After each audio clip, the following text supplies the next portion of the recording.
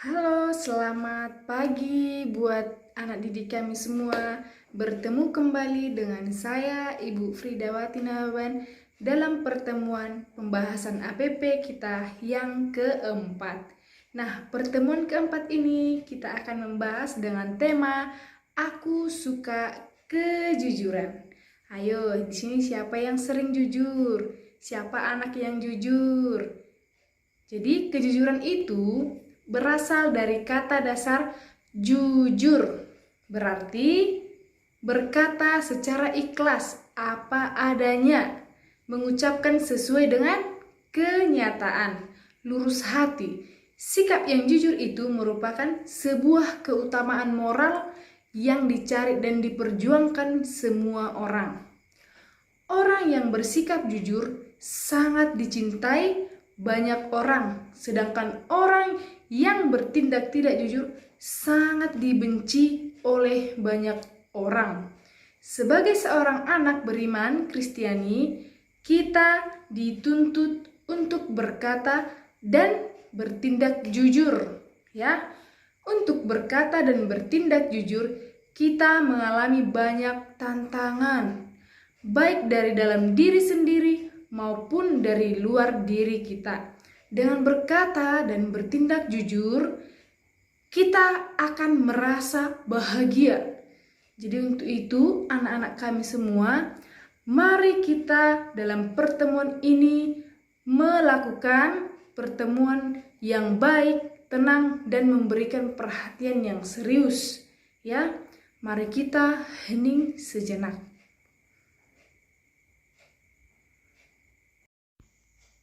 Anak-anak yang terkasih, marilah kita mulai proses pertemuan kita ini dengan berdoa pembuka yang dibawakan oleh Revano Damanik dari kelas 2B.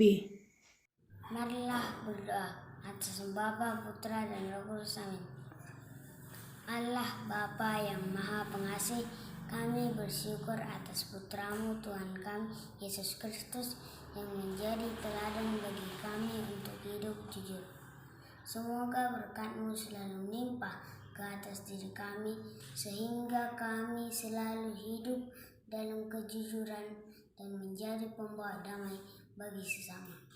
Semua doa dan permohonan ini kami haturkan kepadamu dengan perantaraan Kristus Tuhan kami yang hidup dan berkuasa dalam persekutuan Roh Kudus Allah kini dan sepanjang masa. Amin. Atas nama Bapa, Putra, dan Roh Kudus. Amin. Bapa,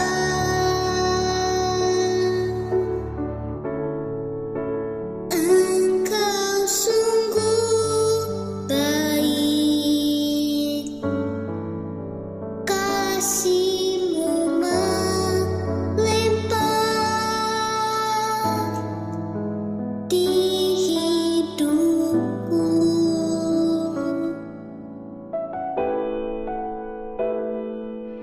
Bapa,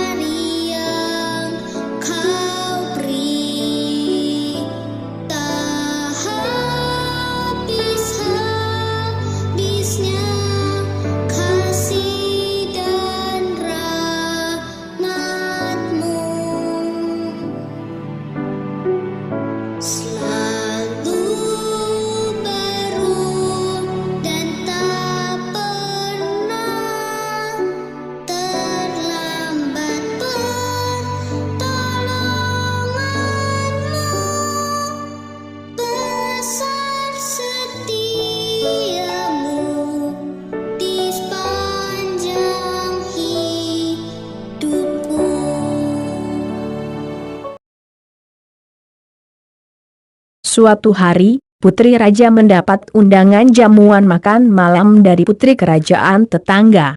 Ia pun mengenakan gaun terbaiknya. Tak lupa, ia juga akan mengenakan perhiasan mewah kesayangannya. Ia tak mau kalah dengan putri-putri lain yang hadir di sana. Namun, alangkah terkejutnya putri raja itu. Ia tidak menemukan kotak perhiasan di tempat biasa ia menyimpannya. "Kemana semua perhiasanku? Siapa yang berani mencurinya?" teriak putri raja. Mendengar putrinya kehilangan kotak perhiasan, raja langsung menyuruh Patih untuk menyelidiki. Kamar putri raja dijaga sangat ketat, dan ada penjaga di pintu kamar. Tak mungkin ada pencuri yang bisa masuk. Kecuali jika pencurinya adalah orang terdekat Tuan Putri. Kemudian gumam Patih yang mulai menyelidiki. Ia pun memanggil 3 pengasuh putri raja. "Apakah kau melihat perhiasan putri raja?" tanya Patih kepada pengasuh paling tua. "Memang setiap hari aku melihatnya.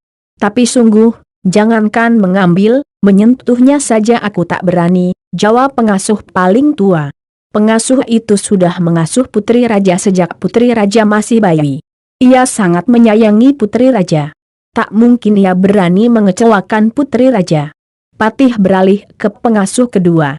"Aku memang melihatnya, karena setiap hari aku membersihkan kamar putri.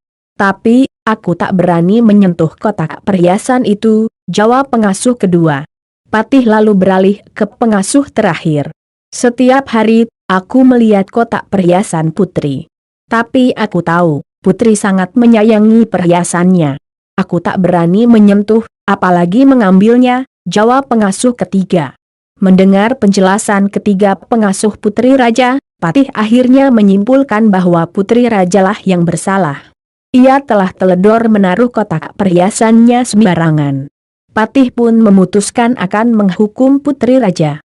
Mengetahui putri raja akan dihukum, pengasuh tertua mengaku, "Tolong, jangan hukum Tuan Putri. Aku yang menyembunyikan kotak perhiasan itu. Aku mendengar kabar, akan ada perampok yang mengadang Tuan Putri. Jadi, aku sengaja menyembunyikan kotak perhiasan Tuan Putri, agar Tuan Putri tak jadi pergi ke kerajaan tetangga. Aku takut, keselamatan Tuan Putri terancam," jelas pengasuh tertua. Setelah mendengarkan pengakuan pengasuh tertua, Patih memaafkannya. Ia meminta agar kotak perhiasan Tuan Putri segera dikembalikan. Putri raja juga akan tetap menghadiri jamuan makan malam, tapi dengan pengawalan yang ketat. Rupanya perkataan pengasuh tertua benar. Di tengah perjalanan, ada sekelompok perampok mengadang putri raja. Tapi, berkat pengawalan putri raja yang ketat, kelompok perampok itu pun bisa ditangkap.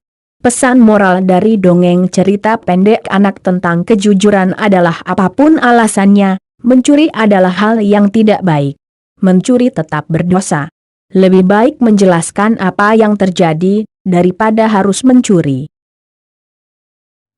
Baik anak-anak yang terkasih, yang menjadi pendalaman cerita tentang perhiasan putri yang hilang, yang pertama, siapa yang terlibat dalam cerita berjudul Perhiasan Putri yang Hilang? Apa yang terjadi dalam cerita itu? Hayo, siapa? Yaitu putri raja, raja, patih, dan 3 orang pengasuh putri. Dan yang kedua, mengapa pengasuh mengambil kotak perhiasan putri raja?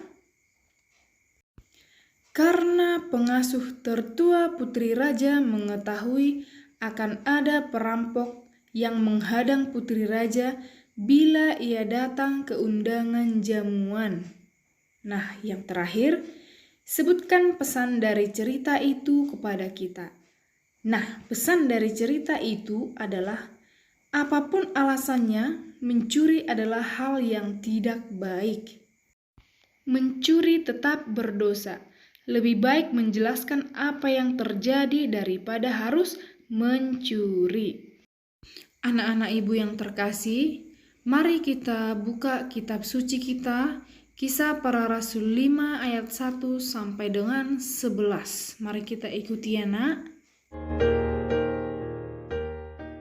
Setelah Rasul Petrus berkhotbah, ada begitu banyak orang yang menjadi percaya kepada Yesus. Dan mereka semua hidup sehati dan sejiwa.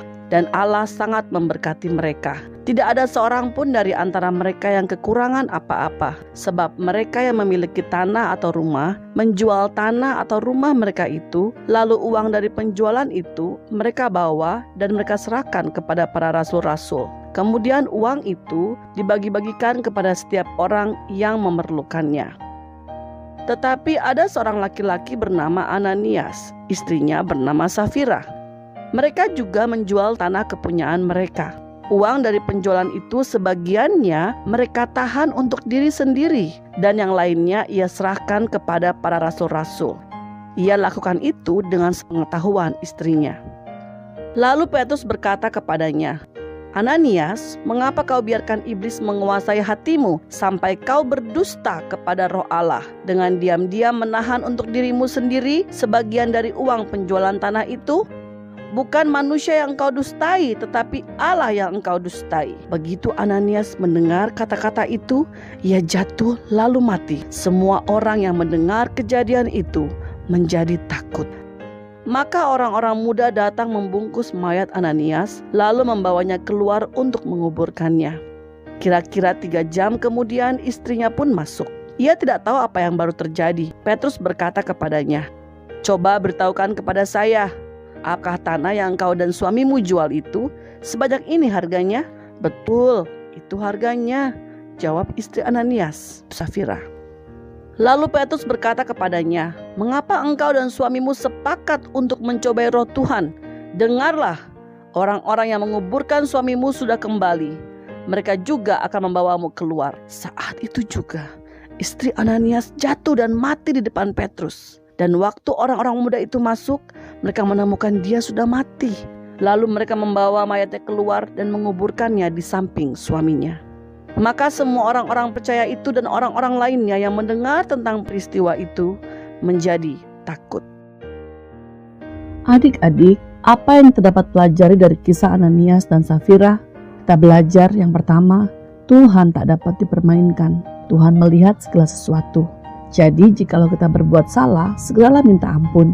Tuhan pasti mengampuni. Yang kedua, kita belajar supaya mulut kita tidak berkata dusta atau berkata bohong. Karena di balik dusta dan di balik kebohongan kita ada penghukuman Tuhan. Ingat adik-adik, belajar dari kisah Ananias dan Safira. Pakailah mulut kita menjadi berkat bagi orang lain, memuliakan Tuhan. Tuhan memberkati. Mari anak-anak yang terkasih, mari kita sampaikan doa-doa permohonan kita kepada Allah Tuhan kita. Bagi ibu dan bapak guru, Allah yang berbelas kasih, kami berdoa bagi ibu dan bapak guru kami. Mampukanlah ibu dan bapak guru kami untuk membimbing dan menunjukkan sikap jujur kepada kami anak-anaknya, sehingga kami menjadi anak-anak yang baik di hadapan-Mu dan sesama kami. Amin. Bagi kedua orang tua kami, Allah yang maha murah, Engkau memberi kami orang tua yang baik, yang selalu menjaga dan merawat kami, memenuhi kebutuhan hidup dan menyayangi kami. Berkatilah kedua orang tua kami, berilah mereka kesehatan agar dapat bekerja dengan baik. Bagi semua peserta didik, Allah yang maha baik, kami bersyukur atas cinta-Mu yang selalu melimpah dalam hidup kami. Tuhan, kami mohon, ajarilah kami untuk hidup jujur, semangat dalam belajar, dan selalu taat kepada Bapak dan Ibu Guru serta kedua orang tua. Kami mohon. Marilah kita menyatukan doa permohonan kita ini dengan mengucapkan doa Bapa kami secara bersama-sama. Bapa kami yang ada di surga, dimuliakanlah nama-Mu, datanglah kerajaan-Mu, jadilah kehendak-Mu di atas bumi seperti di dalam surga. Berilah kami rejeki pada hari ini, dan ampunilah kesalahan kami, seperti kami pun mengampuni yang bersalah kepada kami. Dan janganlah masukkan kami ke dalam percobaan, tetapi bebaskanlah kami dari yang jahat. Karena Engkaulah yang empunya kerajaan dan kuasa dan kemuliaan sampai selama-lamanya. Amin. Mari anak didik kami semua, kita tutup pertemuan kita ini dengan berdoa penutup yang dibawakan oleh Alfred kelas 5. Marilah kita bersatu dalam doa. Atas nama Bapa dan Putra dan Roh Kudus. Amin. Allah Bapa yang Maha Kasih, kami bersyukur atas rahmat yang Engkau berikan kepada kami. Ya Tuhan, semoga sabdamu yang kami dengarkan hari ini dapat kami lakukan di kehidupan kami sehari-hari. Ya Tuhan, semoga kami dapat hidup jujur di sekolah dan juga di rumah. Doa ini kami sampaikan kepadamu melalui perantaraan Yesus Kristus yang hidup dan berkuasa dalam persekutuan Roh Kudus kini dan sepanjang segala masa. Amin. Dalam nama Bapa dan Putra Roh Kudus. Amin.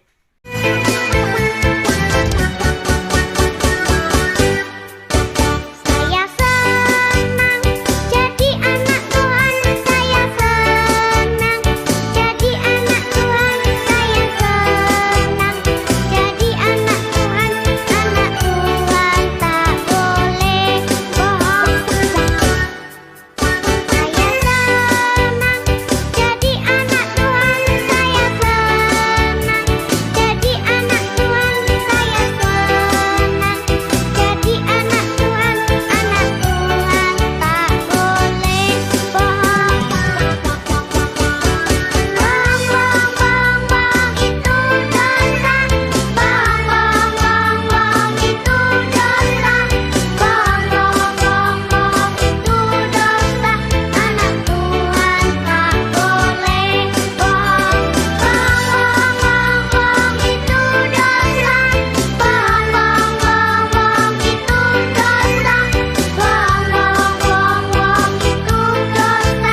Anak Tuhan tak boleh bohong. Baik, untuk anak didik kami semua, demikian pertemuan kita hari ini, pertemuan yang keempat ini. Semoga pertemuan ini membawa makna bagi kehidupan kita. Jadi, untuk anak didik kami semua, oleh karena itu, melakukan kejujuran itu adalah sangat yang diharapkan oleh semua orang. Karena anak itu harus dibiasakan berkata jujur mulai dari kecil, ya, baik di sekolah maupun di rumah. Jujur dalam bertutur sapa, bertutur kata, jujur dalam belajar, jujur dalam bekerja, dan juga menjalani hidupnya. Anak-anak yang jujur pasti disukai banyak orang oleh teman-teman, bapak ibu guru, dan orang tua. Untuk anak didik kami, mari selalu melakukan tindak jujur. Baik ya, kita lanjutkan pertemuan kita yang kelima hari Jumat. Baik, sekedar mengingatkan juga untuk pengumpulan APP sudah bisa diantar ke suster kepala sekolah. Nah, paling lama pengantaran APP itu adalah tanggal 31 ya. Baik, terima kasih anak-anak. Sekian pertemuan kita hari ini. Bye.